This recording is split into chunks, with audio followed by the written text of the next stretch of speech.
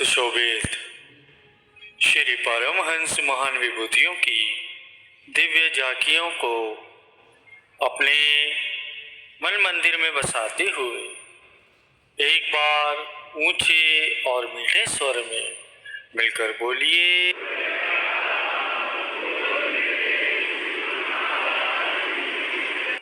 गुरुमुखों। ये बात का अर्थ बिल्कुल स्पष्ट है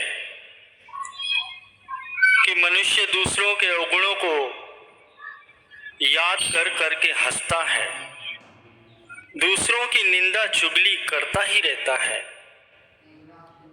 किंतु उसे अपने अवगुणों का ध्यान ही नहीं रहता, जिनकी गिनती ही नहीं हो सकती। यह आम मनुष्य की हालत है, जिसके हृदय में भक्ति का निवास नहीं है।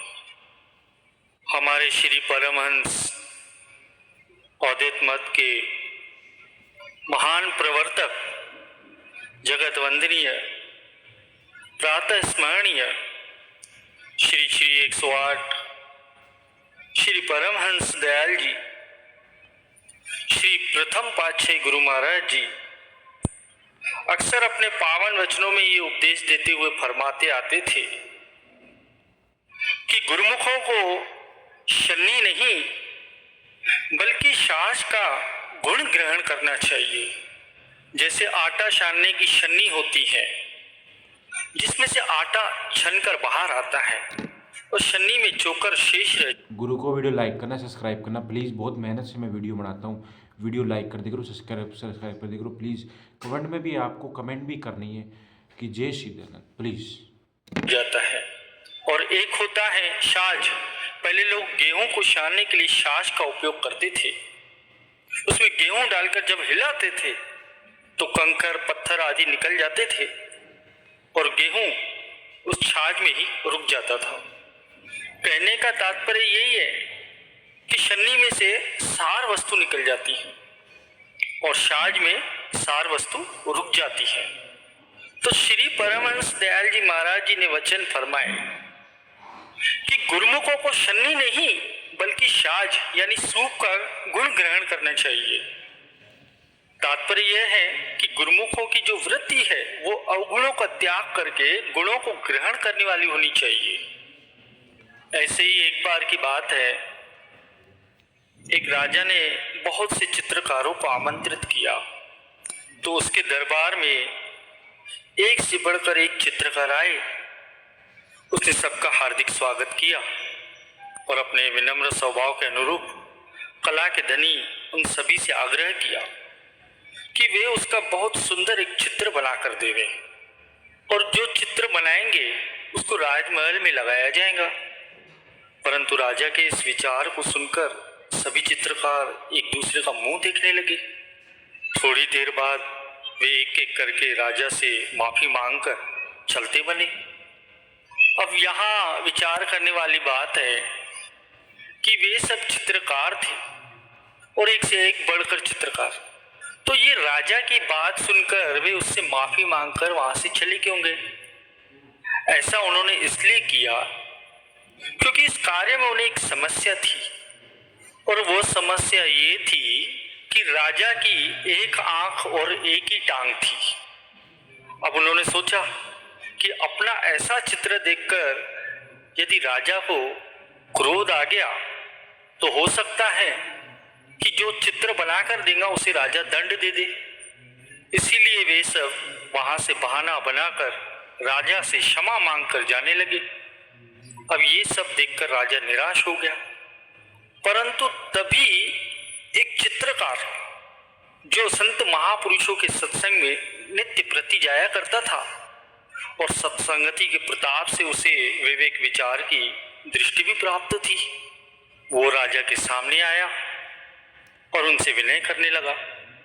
हे राजन, आपकी सेवा का सौभाग्य मुझे प्राप्त हो। मैं आपको ये विश्वास भी दिलाता हूं कि आपको वो चित्र अवश्य ही प्रिय लगेगा। राजा ने उसका आत्मविश्वास देखा। उसका इतना आत्मविश्वास देखकर उसे चित्र बनाने की आज्ञा दे दी। तो वो चित्रकार पूरी एकाग्रता से राजा का चित्र बनाने में जुट गया। अब जब चित्र तैयार हो गया तो दरबार में आकर चित्रकार ने राजा से नम्रतापूर्वक हाथ जोड़कर आग्रह किया कि राजन, आपका चित्र तैयार है और ये सेवक आपका चित्र प्रस्तुत करने की आपसे आज्ञा चाहता है।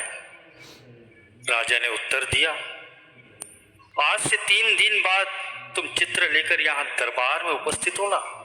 हम चाहते हैं कि हमारे साथ साथ हमारे सभी सभासद और वे सभी चित्रकार जो हमसे माफी मांगकर चले गए थे, वो भी आकर तुम्हारे चित्र को देखें। राजा ने उन सभी चित्रकारों को 3 दिन बाद दरबार में फिर से आने का निमंत्रण भेजा।